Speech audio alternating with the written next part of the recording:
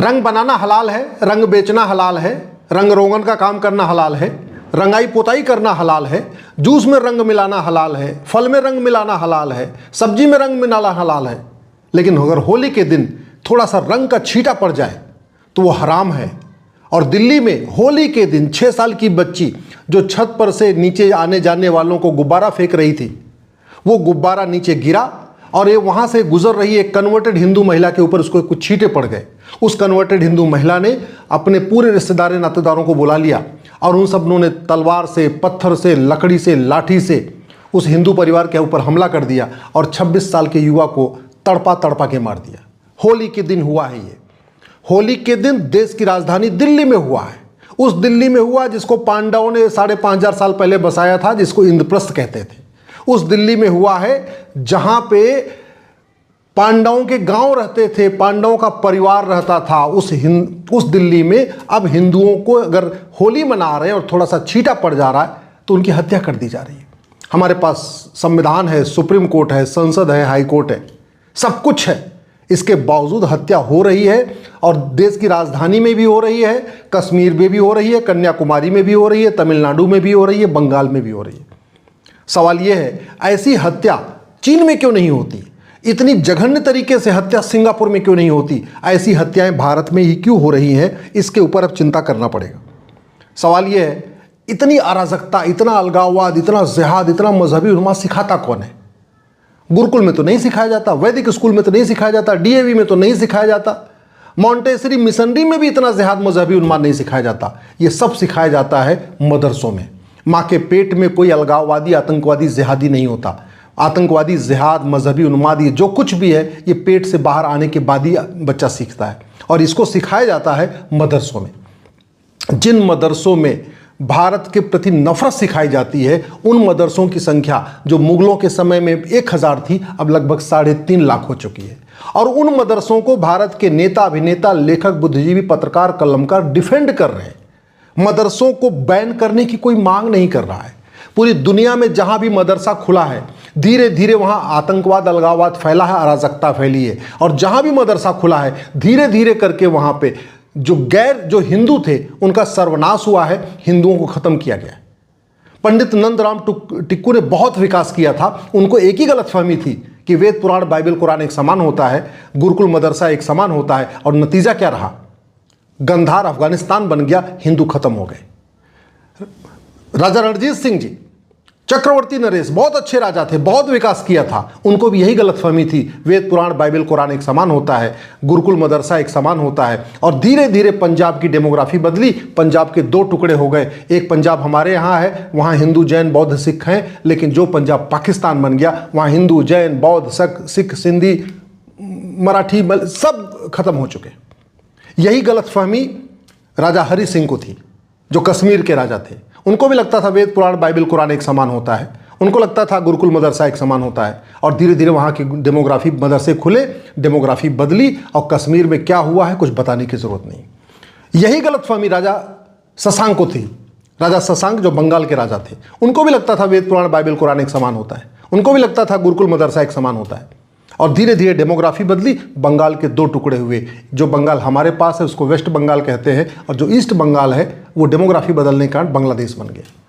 भारत के 9 राज्यों की डेमोग्राफी बदल चुकी है, 200 जिलों की डेमोग्राफी बदल चुकी है, 1500 तहसीलों की डेमोग्राफी बदल चुकी है, बॉर्डर के 300 तहसीलों की डेमोग्राफी बदल चुकी है। और बहुत तेज़ी के साथ डेमोग्राफी बदल रही है। और डेमोग्राफी में बदलाव कितना खतरनाक होता है ये आप देखिए। होली के दिन 6 साल की बच्ची ऊपर से रंग डाल रही है, अपने परिवार के लोगों के ऊपर रंग डाल रही है, और गलती से गुब्बारा वो जमीन पे फट गया, एक कन्वर्टेड महिला के ऊपर थोड़ा सा छींटा पड़ गया। और पड़ने के बाद ये हुआ है कि उस परिवार के एक 26 साल के युवक को मार दिया गया, तड़पा तड़पा के मारा गया, पूरा झुंड बना के मारा गया, तालिबानी स्टाइल में मारा गया, पत्थरों से कुचल के, कांच से कुचल के, लाठी से, डंडे से ऐसे, और उसके ऊपर सीने पे चढ़ के मारा गया।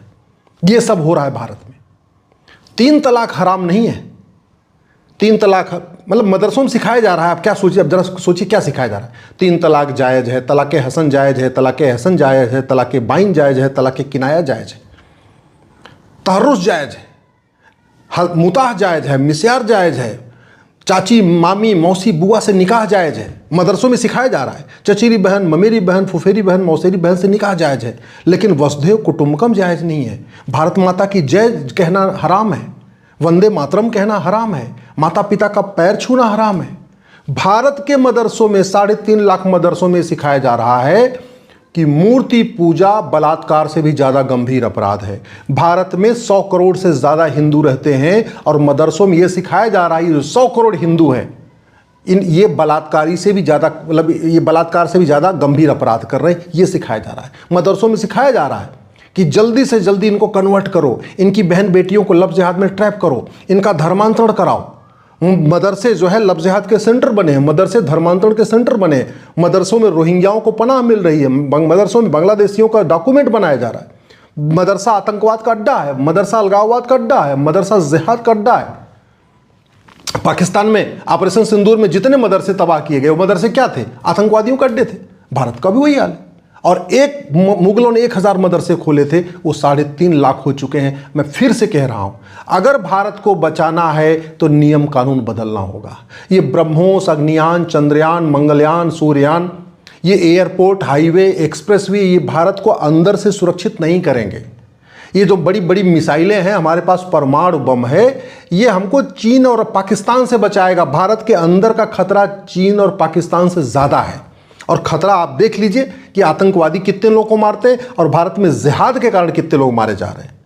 बहन बेटियों के साथ क्या क्या हो रहा है सबको पता है। 1000 बेटियां पर डे लव जिहाद का शिकार हो रही हैं, 10,000 हिंदुओं का पर डे धर्मांतरण हो रहा है, 5 करोड़ घुसपैठियों को बड़े प्लांट में बसा दिया गया है, नशा परोस परोस के युवाओं को नपुंसक बनाया जा रहा है, युवतियों को बाजपन, उनके अंदर बाजपन ढकेला जा रहा है। डॉक्टर आतंकवादी हो रहे हैं, प्रोफेसर आतंकवादी हो रहे हैं, इलेक्ट्रीशियन, क्लर्क, कांस्टेबल और थानेदार आतंकवादी बनते जा रहे हैं। इतना बड़ा खतरा है, उसके ऊपर कोई चर्चा ही नहीं हो रही। न संसद में चर्चा हो रही है, न सुप्रीम कोर्ट में चर्चा हो रही है, न मीडिया में चर्चा हो रही है। अगर इस देश को बचाना है तो सबसे पहले मैं फिर से कह रहा हूं, नियम कानून बदलना पड़ेगा। मुगल चले गए, मुगलों का मदरसा बंद करना होगा। अंग्रेज चले गए, अंग्रेज़ों का मैकाले, मिशनरी, मॉन्टेसरी बंद करना होगा। अगर इस देश को बचाना है तो मज़हब के आधार पर जो नियम कानून चल रहा है, मज़हब के आधार पर जो आयोग और मंत्रालय चल रहा है, मज़हब के आधार पर जो बोर्ड और ट्रिब्यूनल चल रहा है, मज़हब के आधार पर जो लोन वजीफ़ा चल रहा है, इसको बंद करना होगा। इस देश को अगर बचाना है तो समान शिक्षा लागू करना होगा। इस देश को बचाना है तो मजहब के आधार पर जितने पर्सनल लाइन को खत्म करके समान नागरिक संहिता लागू करना पड़ेगा। इस देश को बचाना है तो लव जिहाद और धर्मांतरण को राष्ट्र की सुरक्षा के लिए खतरा घोषित करना होगा, देश की एकता अखंडता के लिए खतरा घोषित करना होगा, इसको देशद्रोह घोषित करना होगा, तब जाके देश बचेगा। चीन सुरक्षित है क्योंकि उसने नियम कानून बदले हैं।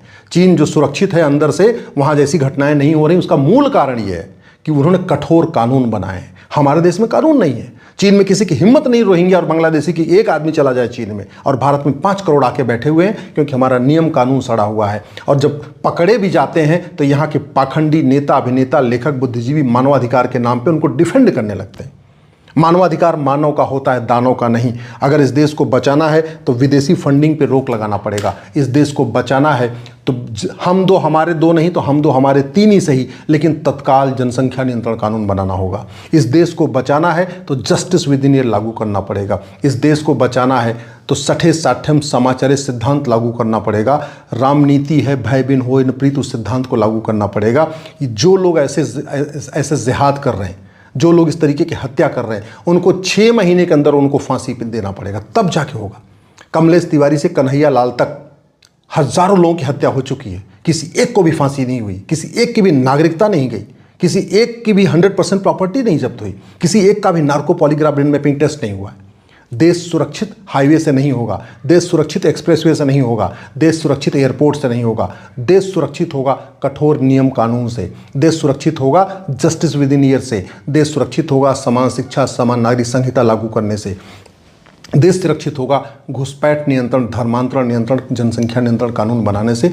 मैं आप लोगों से हाथ जोड़ के निवेदन कर रहा हूं, इस वीडियो को अधिक से अधिक शेयर करिए, अपने सांसदों और विधायकों और मंत्रियों को मिलकर बताइए भारत अराजकता की तरफ जा रहा है। अगर हमने तत्काल ये नियम कानून नहीं बनाया तो जो 1947 में हुआ था वही 2047 में होगा।